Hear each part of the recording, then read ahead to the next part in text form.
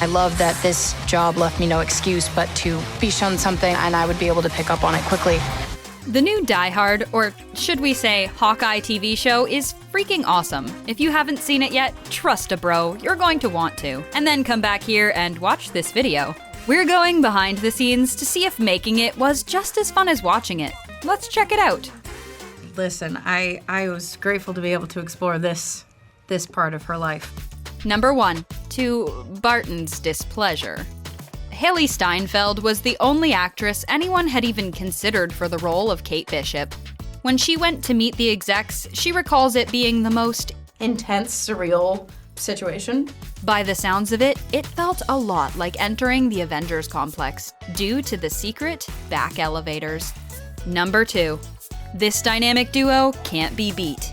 The character dynamics in the show are a huge part of what will make Hawkeye a success or a flop. The goal was to give the show a classic buddy cop energy. The banter between the two leads, Renner and Steinfeld, came pretty naturally, and the chemistry between them was lightning. Supposedly, collaborating with Jeremy requires a lot more strength than I think it looks like it might. Renner agrees. A lot. Of course, they say that, but you can see the love.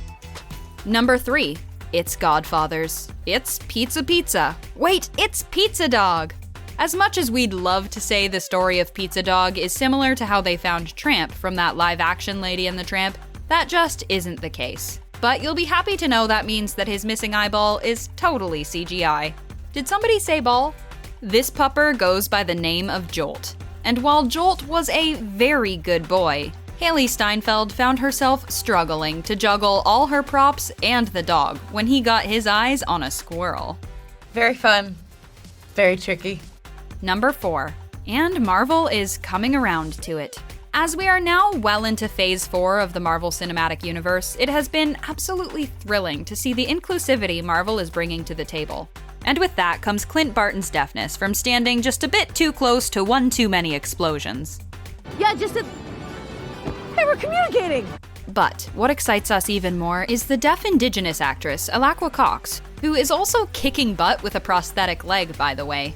She recalls hearing she got the role when she was invited to a Zoom chat, seeing about 12 people, including the Marvel Studios president, Kevin Feige, doing the deaf clap.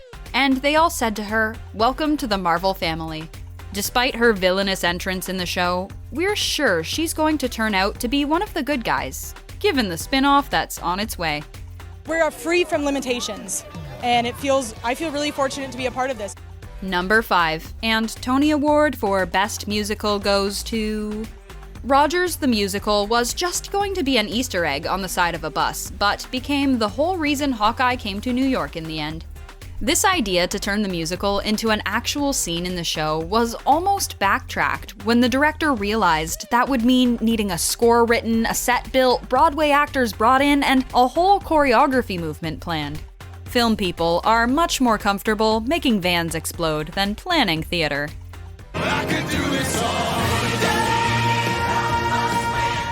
Number 6. All you need is a cool car, 2 people, and a whole bunch of bad guys chasing you. Steinfeld couldn't contain her giggles. She was thrilled to be doing a car chase sequence. She says the whole thing felt like a ride because it wasn't done with a bunch of editing. The main angle of the scene was done in one shot with a camera sitting between the two of them. She remembers it only taking about 3 minutes to do the whole loop in one take. It's not a typical way to shoot a car chase sequence. Number 7. Did you catch that LARPer dressed in the OG Hawkeye costume? Guess Barton's more famous than he thought. Having a very grounded character like Hawkeye amongst LARPers, it's a really, really funny scene. This scene was done to mirror Renner's real-life interactions with Marvel fans, but was also a low-stakes and fun sort of way for Barton to get the costume back. The straight man character really only works if everything around him is larger than life. Number 8. At least one person has called her the world's greatest archer.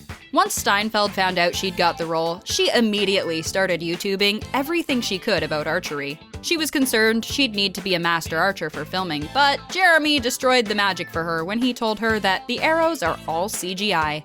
We guess that kind of makes sense, because if you're going to shoot an arrow, it's got to go somewhere, right? Nevertheless, Steinfeld did end up training in archery for the role. so she isn't a total noob with a bow. Yeah, I'm good. And also, that YouTubing didn't come in handy at all. Apparently, her form was pretty darn awful the first time she actually picked up a bow and arrow. It's quite a thing to take on. This child is more professional than half of Hollywood. Clara, the actress who played young Kate Bishop, cut her foot while filming the opening sequence of episode 1 and didn't tell anyone until after she was finished the shot. She sat down quietly and revealed it to the director. She asked, "Was that okay?" concerned she'd wrecked it. That's the shot they chose for the show, so yes, it was more than okay. They had a very limited amount of time to get the shot too, and so they only filmed it like 7 or 8 times. Mommy? Mommy, what's happening? Maybe we'll end up with a Snyder-type cut of Avengers one day. For the first shot of Hawkeye in the TV show, old footage from the 2012 Avengers, the Battle of New York, was used. They pulled different angles of the same shot that never happened to be used in the original movie, and blended them in with some new shots. The best archers in the MCU are one-shot wonders on camera as well. Slow-mo falling into the water shot. We did that one time. Steinfeld was nervous leading up to it because timing was super important. She had to remind herself, I have to start running with my right foot, otherwise it's all gonna be messed up. She found it a fun shot, but alas, when you're as good as the actors in this show, you don't need second takes. Or stunt doubles in this case.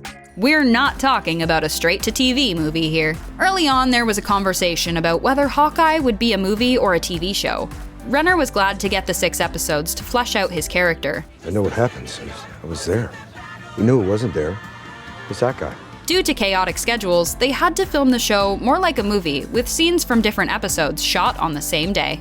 Do we really need another superhero story set in New York? Hawkeye was mostly filmed in the Big Apple, between Thanksgiving and Christmas of 2020. Renner found it a very weird experience due to the pandemic. It was just kind of weird not having the energy of the people. A strong setting is more than just a location. It is a character in our show.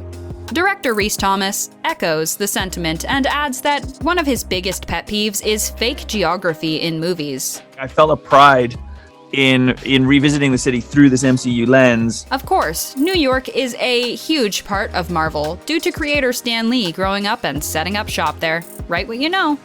We were pretty gleeful. It was pretty pure joy. From musical numbers to car chases, Hawkeye seems to have a little bit of something for everyone. Musical numbers to car chases, Hawkeye seems to have a little bit of something for everyone. It's the Santa Claus of TV shows, and it's nice to see the cast so jolly too. But what we're wondering is, if there was a real Avengers musical, would you check it out? Love the idea or hate it? Let us know in the comments. Thanks for watching.